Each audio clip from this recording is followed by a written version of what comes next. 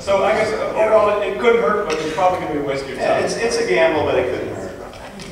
I just want to, first I'm going to ask the gentleman up here, what was your purpose for dropping it off at WMNF? Do you want to do like live performance and then live music studio? Do you want to get airplay? I was originally looking at getting airplay because it was when the album was when I first got the album out. I created a demo to send to various different places. I was contacted by some radio stations where they wanted the album. Actually, it was in Chicago, but I wanted to get something going on locally. That's why I actually sent it over to Creative, Loafing, and WMNF. Okay, because we do a radio show called Global Rhythms on WMNF, and if people bring in CDs or mail them in and it's addressed to Global Rhythms, will we get it or will you get it? Depends. We'll talk about it. Okay. Because I really welcome contributions of CDs for air preview. Here's my recommendation. You're sending a CD to WMNF, probably other community radio stations are the same. If you send one to a particular host, it could go to that host, and that host may or may not play it. That's your only chance, is that one person. If you send it to the music director, it's more likely to go to the library where anyone can hear it. If you want to, if you have a particular relationship with the host or you think they have the best one, send two. Send two. I'll make sure that she gets one and one go in the library with us. Or send one and notify both parties by email. Yeah. Follow-up is really, really important. You may have sent something to me and it may be on my desk and under 25 other CDs I got that week. So send an email and say, hey, I sent you this, did you get it? Number one. Number two, this is the event that's coming up. I'm having a CD release party, or I'm playing these dates. Follow-up is really important because you never know. Maybe we didn't get it. Maybe it's under paperwork and we just forgot about it. You never know. Well, how much follow-up should I do? Because when I did send those CDs out, I sent them to a lot of people in various different places across the United States, including Europe. And I did do a follow-up of maybe 2 phone calls and an email, and that was it. After that, I don't want to be badgering anybody. That's why I kind of wondering how much follow-up, and I'm thinking that it's probably under somebody's desk somewhere, and that's why I didn't get any response at that time.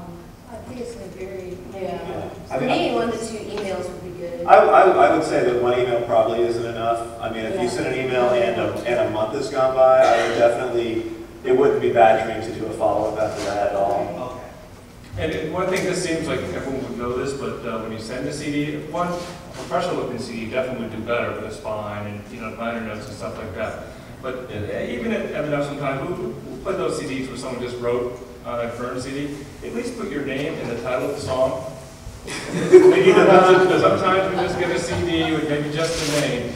A CD from a recording studio that was sent out. Right. Yeah. He's not talking about your case, obviously, but they just made a case of that, and that's true. I mean, sometimes it's really unbelievable that you can get a CDR with nothing on it and a folded piece of paper that you can't read the handwriting on. I mean, people send that stuff. And do make sure that, and I'm not sure how to say this, but make sure I know that you are from the area. I mean, put that in, make sure that's on the one sheet somewhere, or that there's a Tampa address on the CD somewhere, because I get a lot of CDs, I get a lot of stuff from, basically just stuff I've never heard of, that basically I'm probably not going to listen to. And if it's local, I want to make sure I catch that. Yeah, that's a really good point, because we get stuff from little labels in Portland, Oregon, and Olympia, Washington, and Des Moines, Iowa, and I will put in a local CD. I will prioritize a local CD ahead of these bands that I haven't heard of from labels that I haven't heard of, for sure.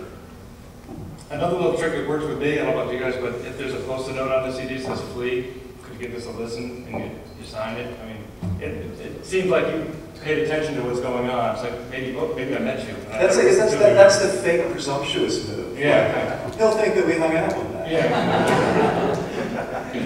Hey, Flea, I went by the radio station Thursday. Gloria here. I went by the radio station Thursday and I left a CD for the library and also one for you. And I really appreciate if you play something from that CD on your show Monday. Yes, okay. Thank you.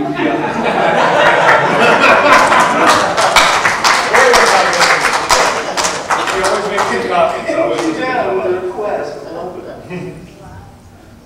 I actually have a question. I want to be on your side of the fence. I want to be a music critic or a writer. So I was wondering Why? because I love playing music, but I don't think I'll ever make it. So I want to write about something I love. So I was wondering what I could do to like get in your position. Or do you have internships, or like what kind of stuff should I do to get there? If you want to be one for a newspaper, give up now. I mean, the industry's in turmoil. It's tough to say. REAX does have internships if you'd like to intern with REAX and see what it's like. And what it's like is there's no money. Yeah, CD reviews are always a good place to start. Yeah, submit Because CD reviews. you write to the label, and you say you're a freelance writer, and you would like to review, to check out when the release dates are for certain bands. And if you write a really polished, enticing, music review, something readable, somebody might pick it up. Somebody might run it on their blog, locally, or you might even be able to publish it online. So, yeah, it's always a good place to start. yeah, but I think the idea of having a permanent position somewhere is that's very iffy right now. Years ago, I mean, when the first newspapers cuts started happening, in most places the critics were the first to go. Why I saw the job, I have no idea. I'm sure a lot of people are wondering that, but no, there's not. No, it's just not. I mean, it's just a really tumultuous time, and